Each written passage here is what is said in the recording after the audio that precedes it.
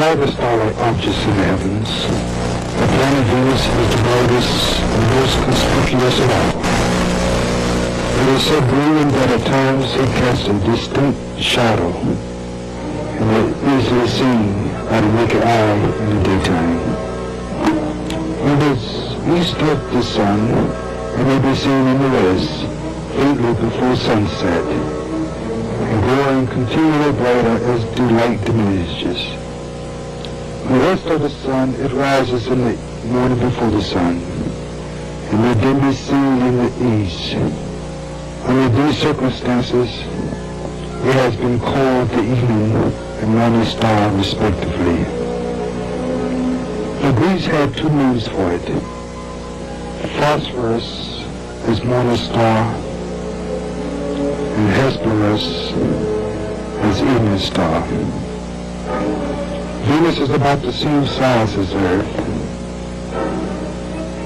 At its closest approach, Venus is only about 25,700,000 miles away. It is the planet that gets closest to us. No other body ever comes so near the Earth, except the Moon and occasionally a comet. The eccentricity of its orbit is the smallest in the planetary system. Authorities give it as only 0.007, so that the greatest and least distances of the planet from the Sun differ from the mean only by 470,000 miles.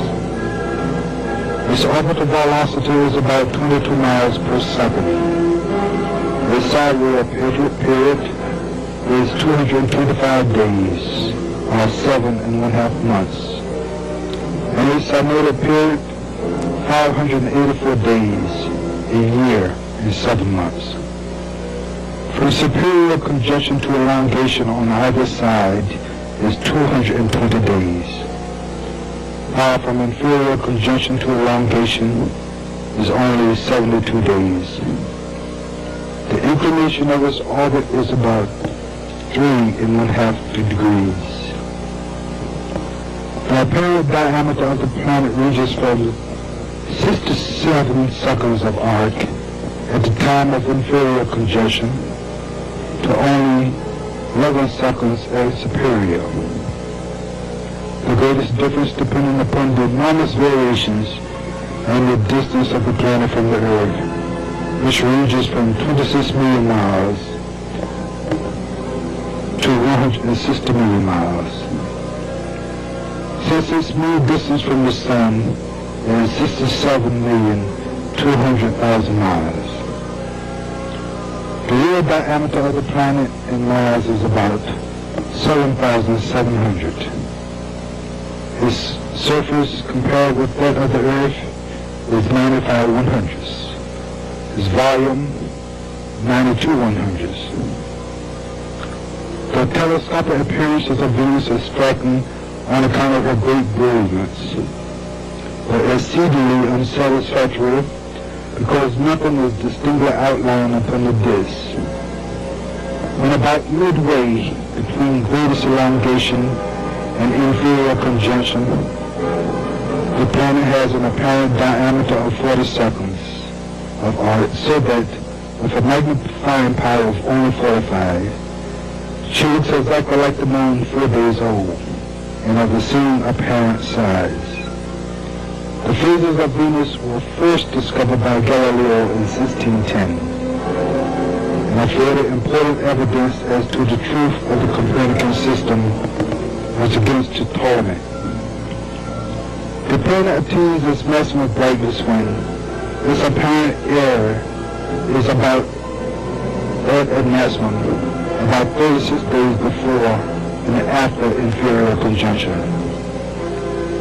When Venus is near the inferior conjunction, the horns of the crescent extends notably beyond the diameter, and when very near it, a thin line of light has been seen by several observers to complete the whole circumference of the disk, which has been attributed to the refraction of sunlight bent around the globe by the planet's atmosphere. Many observers have also reported faint lights as visible at times on the dark portion of the planet's disk. These cannot be accounted for by any reflection or refraction of sunlight. Frequently, when we see a crescent moon, the rest of the moon is softly lit. We say, the old moon is in the new moon's arms, which scientists learned was due to sunlight reflected back from the earth to the moon, lighting the part turned away from the sun. But Earth is too far from Venus for this phenomenon to occur. The ashen lights of Venus has been attributed to everything from electrical manifestations in the planet's atmosphere to an auroral glow caused by intense solar particles, similar to our aurora northern and southern lights. Venus presents no obvious surface markings, nothing but occasional indefinite shadings. Sometimes, however, when in the crescent phase, intensely bright spots have been reported near the cusps, or points of the crescents, with certain irregularities occasionally observed upon the terminator. Various observers have concluded that there are hot mountains on the surface. The planet's disk shows no sensible obliqueness. No satellite has ever been discovered. None, however, for want of earnest searching. And no definite rotational period could be ascertained by watching permanent surface markings on the planet's body. Although Venus is a very unsatisfactory telescopic object, it is by this means that an investigation of the above mysteries of Venus is founded, and the revelations presented in this abbreviated 5-year video documentary.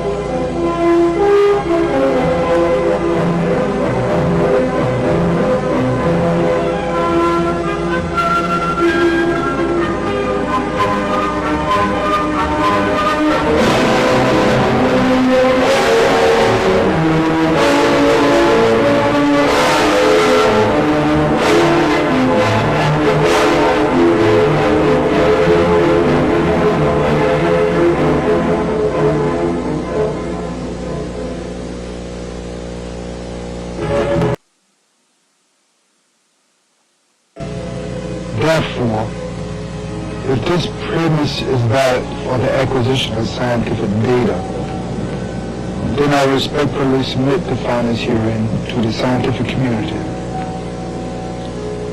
The scope of my investigation has been limited to the problems encountered in astrophotography as applied to planetary photography in color. A major quest of astronomers has been the delineation of the physical world in color. To this end, I have undertaken an individual investigation that has spanned 5 years of endeavor. Much knowledge is said to be locked up somewhere in people's heads and has passed to the grave. Therefore, it is hoped that the facts herein that I have validated with a new optical system over a period from 1975 to 1980 will not be lost to antiquity.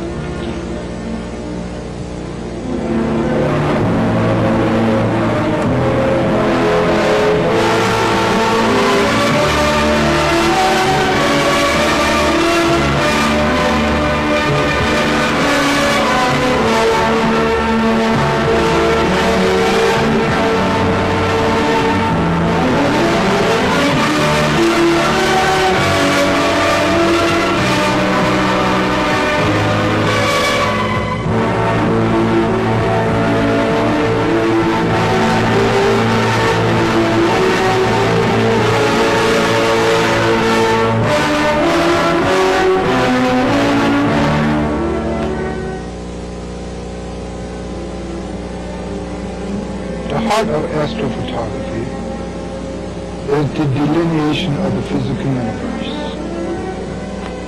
This implies that one must be able to utilize the maximum available lighting. Since black and white films must be interpreted in shades of gray, we often miss upon visual inspection what may be indicative of an important celestial phenomenon. It thus becomes imperative that a medium be used which lessens or narrows the chances of error.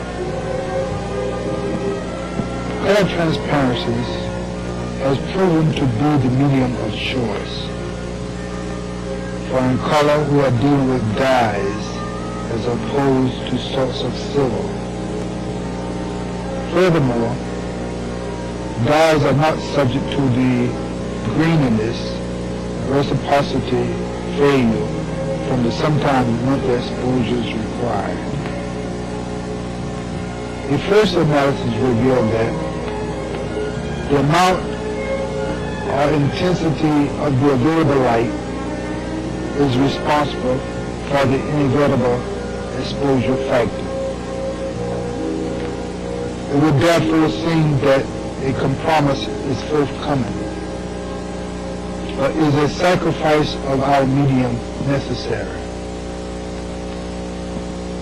The answer, by an analysis of the conventional approach, leads one to believe that an increase in the collecting area of the telescope aperture is all that is necessary. Aside from the encounter of mechanical difficulties, there is also the problem of correcting for chromatism, astigmatism, and aberrations.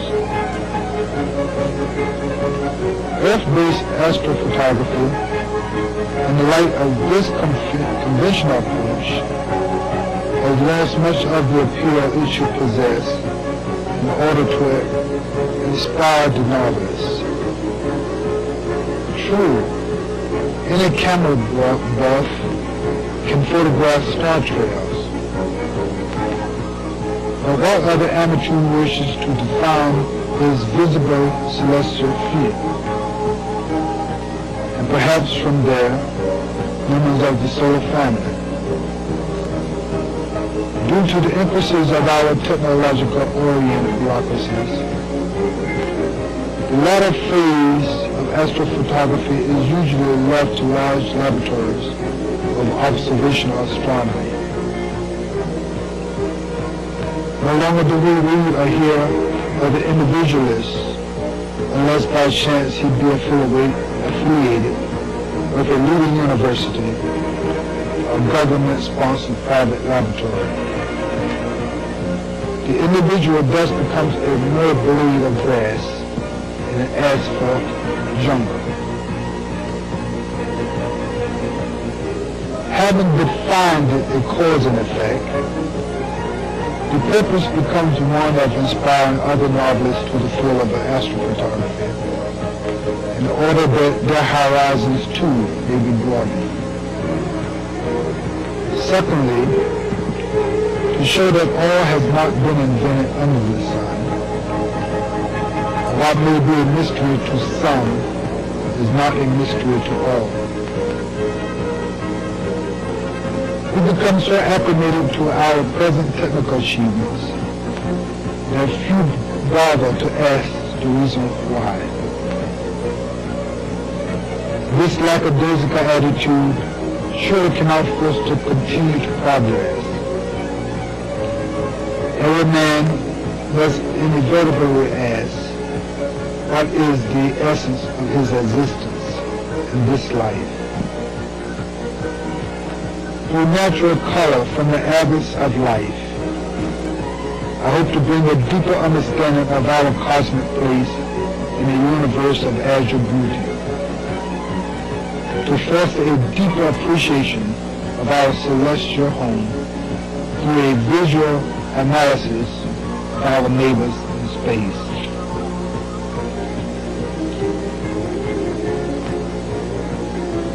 Planetary and interstellar astrophotography has chiefly been carried out by observatories who possessed large refractors or reflectors. Due to the principles employed, the best photos produced have been of objects beyond our galaxy. Interstellar reconnaissance of our neighbors utilized a combination of artist concept and high-speed black and white films.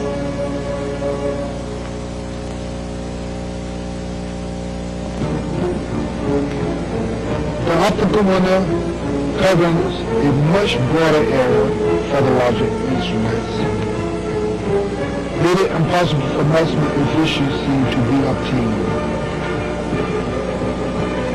Astronomers have thus turned to satellite reconnaissance to gain better image definition.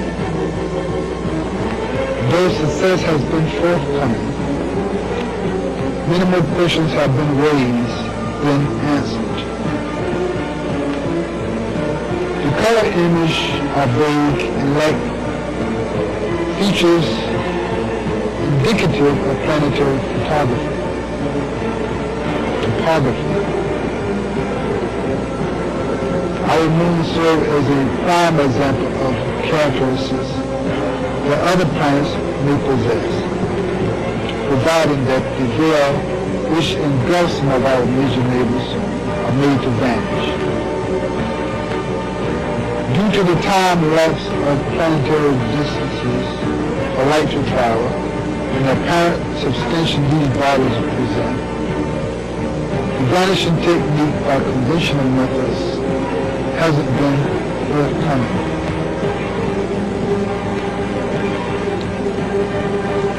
Few books or articles relative to the problem of astrophotography in color have been at my disposal.